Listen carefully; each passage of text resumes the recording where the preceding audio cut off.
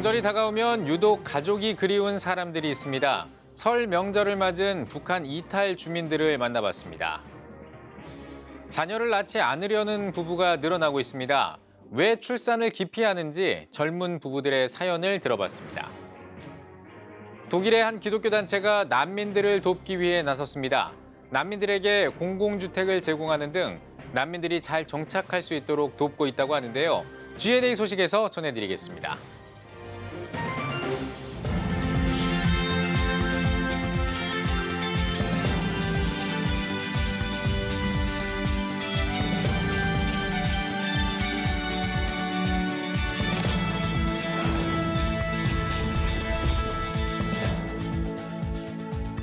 시청자 여러분 안녕하십니까? 2월 2일 CTS 뉴스입니다. 명절이 되면 유독 가족을 그리워하는 사람들이 있습니다. 바로 탈북민, 북한 이탈 주민들인데요. 이들에게 설 명절은 어떤 의미로 다가올까요? 이현지 기자입니다. 민족의 대명절 설날이면 가족뿐만 아니라 먼 곳에 살던 친척들도 삼삼오오 모입니다. 함께 떡국을 먹고 세배를 하며 올 한 해 행복을 기원합니다. 북한의 설 명절은 어떨까? 먼 거리를 오가며 친척들을 만나기보단 근처 마을 사람들과 함께 설 명절을 보냅니다. 도시를 이동하려면 여행 허가 절차를 받아야 하기 때문입니다.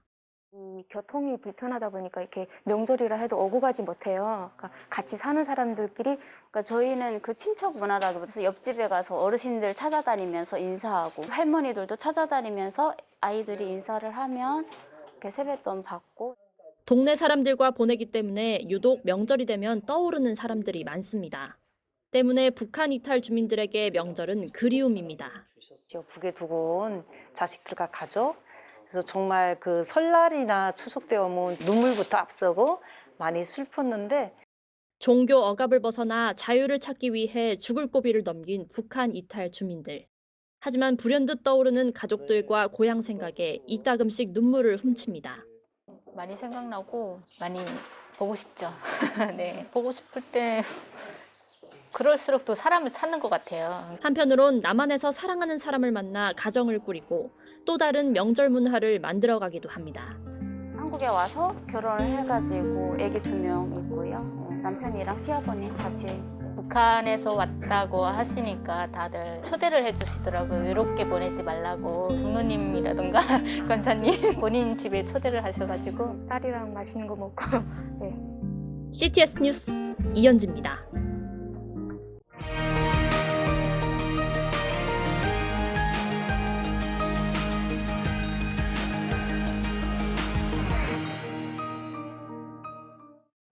요즘은 결혼을 해도 꼭 맞벌이를 하겠다는 신혼부부가 많습니다. 여기에 자녀를 낳지 않으려는 부부도 늘어나고 있는데요. 왜 아이를 낳지 않는 건지 젊은 부부들에게 물어봤습니다. 김인혜 기자입니다. 30대 직장인 한상욱 씨. 6년 전 아내와 아이를 갖지 않기로 합의하고 결혼을 했습니다. 육아보단 현재의 행복에 집중하기 위해서입니다. 제가 그 아이의 기질에 따라서 잘 키울 수도 있겠지만 그 아이가 어쨌든 이 삶 전체를 힘들어할 수도 있잖아요. 후회는 전혀 없고요. 그리고 아내와 함께 계속 새로운 무언가를 찾아나가는 거를 하는 게 너무 즐겁고. 이런 현상은 통계로 드러납니다. 통계청에 따르면 현재 자녀가 없는 여성은 2015년보다 10만 3천 명 증가한 88만 1,000명으로 나타났습니다. 7명 중 1명은 무자녀인 겁니다. 특히 자녀가 없는 가임 여성 중 53%는 자녀 계획이 없다고 답했습니다. 5살과 6살 아이를 키우는 이메란 씨 역시 비출산 결심을 하는 부부들을 100분 이해할 수 있습니다. 출산 후 일을 포기해야 했고 독박 육아가 얼마나 힘든지 절감하기 때문입니다. 남편도 아무래도 육아 참여도가 이제 높진 않으니까 저 혼자 결국은 케어해야 한다는 소린데, 하루 종일 아이들하고 혼자 집에 있다 보면 너무 힘드니까 그게 이제 저한테 너무 스트레스고. 아이를 위해선 형제 자매를 만들어주는 게 좋다. 하나는 너무 외롭다. 많이 들어왔고 당연한 이야기지만 실제 둘째 출산을 결정하는 일은 쉽지 않습니다. 경제적 부담뿐만 아니라 미흡한 자녀 돌봄 제도는 출산의 또 다른 걸림돌입니다. 그러니까 믿고 맡길 수 있는 곳이 있다면 조금 더 편하게 일을 할 수 있을 텐데 만약에 아이가 둘이 있다면 일은 못할 것 같더라고요. 그래서 둘째에 대한 좀 고민을 계속하고 못 낳지 않을까. 결국 맘 편히 아이를 낳을 수 없다는 게 국민들의 공통된 생각이었습니다. CTS 뉴스 김인혜입니다. 전쟁과 경제적 어려움을 피해 중동과 아프리카에서 유럽으로 건너온 난민들이 많습니다.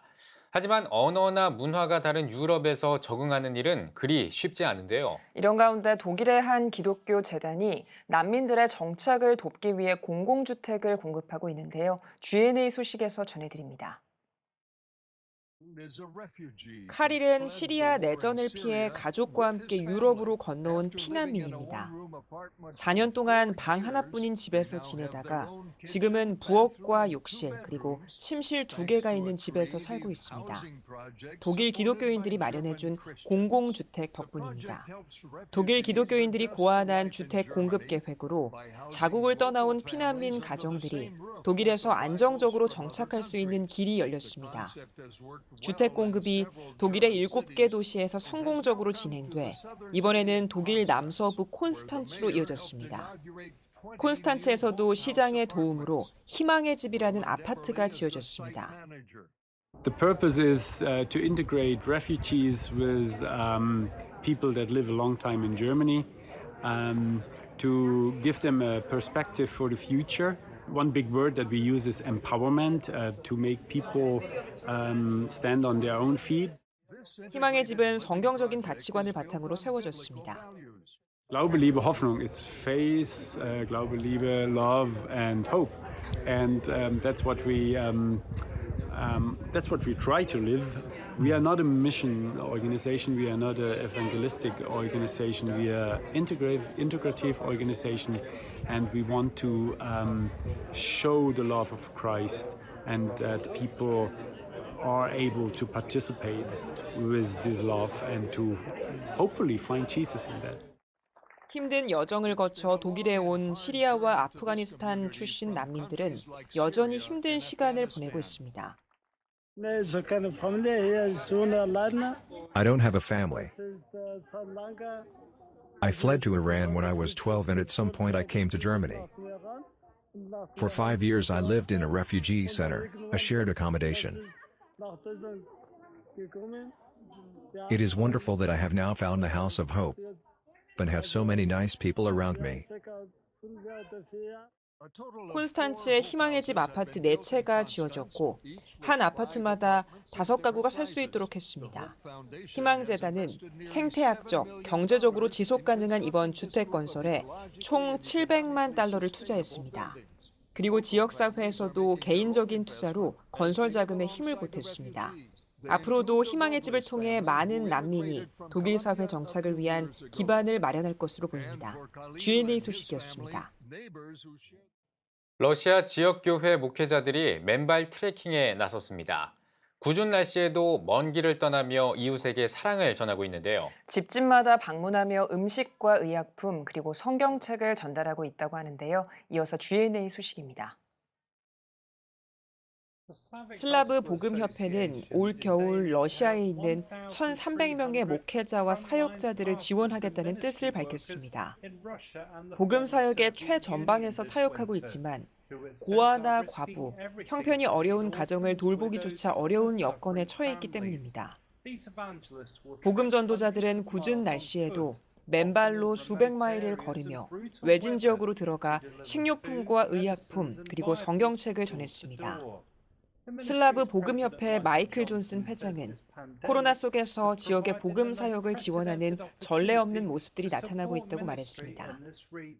I believe that this probably represents the greatest opportunity for the proclamation of the gospel in those countries since the wall came down. And we had our campaign, our Christ Over COVID campaign that we had talked about in the past where we have delivered and distributed over 5 million individual meals through these faithful churches. And so these pastors are really dedicated, they're really committed, And they will use whatever resources are available to them to minister to the people in their communities, and in many cases travel long, long distances to visit orphans and widows and prisoners and people that are really struggling in those countries. 슬라브 복음협회는 지난 성탄절에 지역 목회자들의 크리스마스 아웃리치를 지원해 다음 세대에게 복음을 전하기도 했습니다. GNA 소식이었습니다.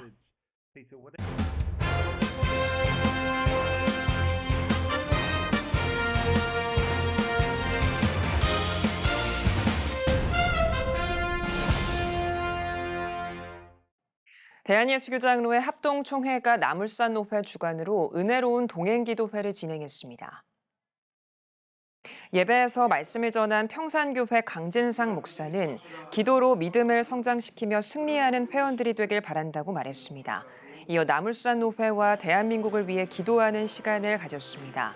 나물산노회는 오는 2월 27일 삼양교회에서 3월 27일에는 서연교회에서 은혜로운 동행기도회를 진행합니다.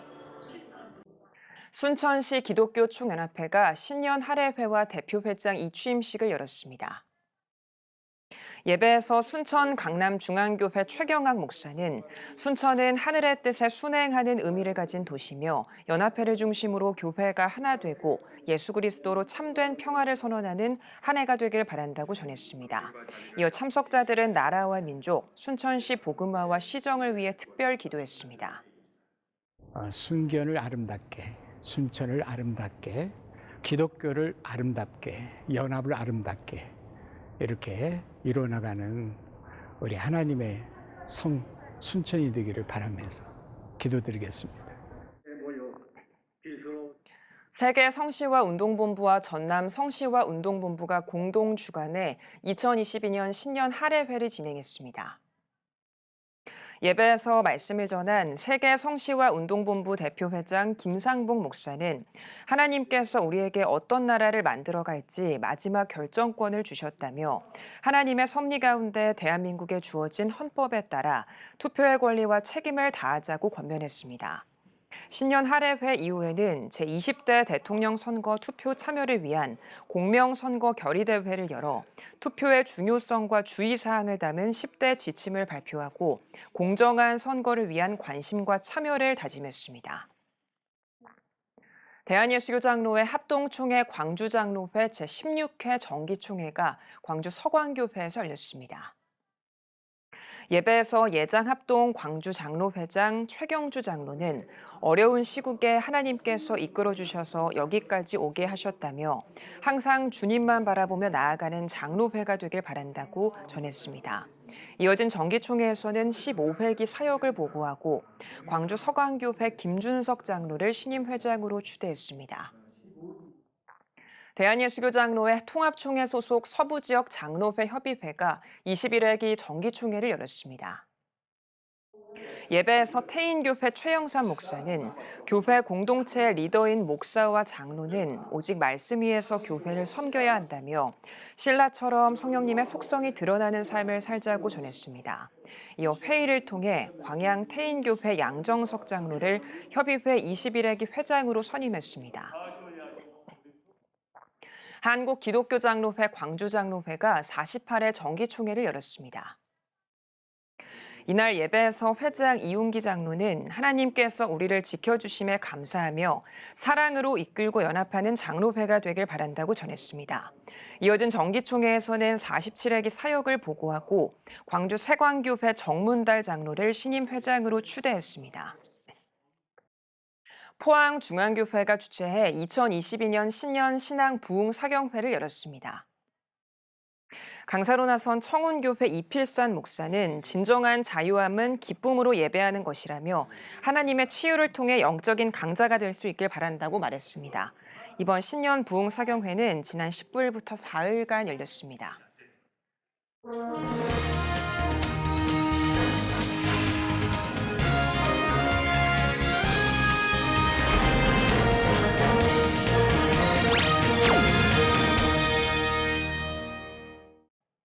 네, 피플앤 이슈 시간입니다. 오늘은 밥상공동체 연탄은행 대표 허기복 목사를 만나봤습니다. 김덕원 기자입니다.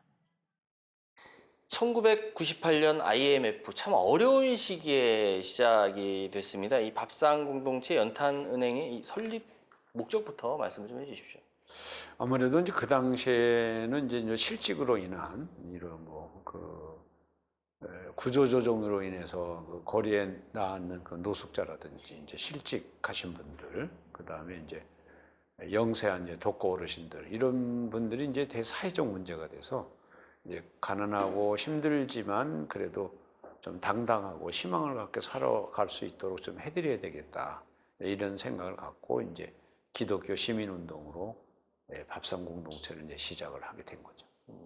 지난 이 23년 동안 정부 지원금도 없이 지금까지 이어오셨어요. 굉장히 힘드셨을 것 같은데 어떤 활동을 해왔는지 그리고 또 어떤 사역들이 있는지 직접 소개를 좀 해주십시오. 먼저는 이제 정말 올해가 이제 24년째가 되는데 먼저 이제 하나님 앞에 정말 감사를 드리고 이제 쭉 돌아보니까 이제 밥상공동체 이제 법인을 설립을 하면서 이제 무료급식이라든지 노숙자들 이제 잠도 자야 되지 않습니까? 그래서 이제 다시 서는 집도 세우기도 하고 또 연탄을 떼는 어린이들 이제 학교 갔다 와서 이제 그 방과 후 지도가 필요한데 이제 그런 것들이 없어서 신나는 지역 아동 센터라든지 그 다음에 체계적으로 좀 복지 서비스를 지원하기 위해서 민간 운동으로 밥상공동체 종합복지관도 세우고 또 이제 그러면서 그 틈 사이에 이제 2004년도에는 이제 연탄은행을 세워가지고 정말 하나님의 큰 역사로 전국 방방곡곡 뭐 31개 지역에 연탄은행을 세웠고 더 나아가서는 이제 해외 중앙아시아 키르기스탄에도 이제 키르기스탄 연탄은행을 세워가지고 국내와 국외를 지원할 수 있는 일들. 그래가지고 코로나 전 같은 경우에는 무료급식이 한 해만 한 6만 명 정도, 그다음에 자원봉사자는 한 3만 명 정도 활동을 하고, 연탄 나눔 같은 경우는 한 해에 한 400만 장 정도 나누는 그런 일들을 했는데 정말 하나님 앞에 감사하기 합니다. 예, 말씀하신 뭐 이러한 사역들 지난 23년 동안 민간 차원의 사역을 정말 많이 해오셨습니다. 사역 가운데 아쉬운 부분도 있으셨을 것 같아요. 어떻습니까? 제가 이 사역을 하면서 그 서울의 마지막 달동네가 중계우동 백서마을인데 그분들이 굉장히 취약하거든요. 여러 가지 제약 때문에 하지 못한 점이 좀 아쉬움으로 남고, 그 다음에 또 하나는 이제 이런 기독교 시민운동이 지속적으로 이렇게 가기 위해서는 이런 자원활동가들을 조금 더 많이 모시고 준비하면서 교육하고 양성하는 그런 프로그램들이 좀 부족했다. 그런 점은 좀 아쉬움으로 남습니다. 참 앞으로 하셔야 될 사역이 많아 보이는데요. 이 밥상공동체 연탄은행이 앞으로의 어떤 비전에 대해서도 한 번 더 말씀 좀 해주십시오. 31개 지역들을 어떤 스마트 사회복지 사업을 할 수 있게끔 이제 준비하는 일들이 중요한 하나의 미션으로 남아 있고 4월 말까지 연탄을 떼시는데 사실은 연탄 지금 보릿고개거든요. 그래서 50만 장이 더 있어야 어르신들을 4월 말까지 따뜻하게 대표드릴 수 있는데 연탄 50만 장을 더 모아서 지원하는 일들이 지금 당장 좀 시급한 문제이기도 하고, 또 하나는 연탄을 떼는 에너지 빈곤분들을 그 원스톱으로 복지할 수 있는 그 노인종합복지관을 한번 사례적으로 시민운동으로 한번 세우자. 그래서 원주에 104억 프로젝트를 해가지고 지금 건축을 하고 있습니다. 예, 참 많은 활동이 준비되어 있는데요. 예. 오늘 말씀 잘 들었습니다. 이 그리스도의 사랑과 함께 복음을 전할 수 있다는 점에서 굉장히 의미 있는 사역인데요. 앞으로 이 우리 사회의 돌봄이 더 확대될 수 있도록 밥상공동체 연탄은행의 활동이 더 확산될 수 있길 기대하겠습니다. 감사합니다. 감사합니다.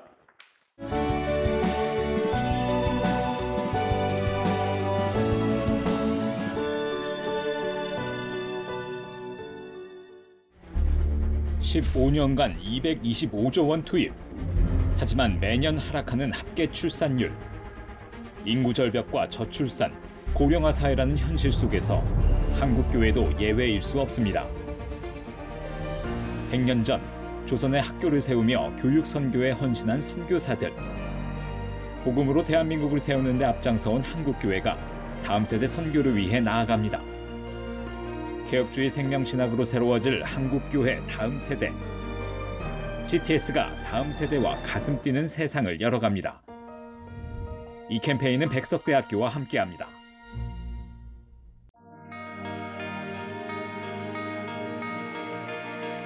백만인 기도운동에 새롭게 참여하신 분들입니다.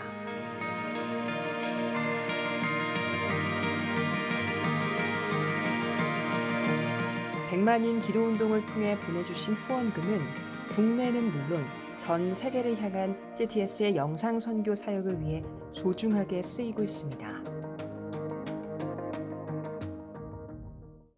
CTS 뉴스 오늘 순서 여기까지입니다. 시청해주신 여러분 고맙습니다.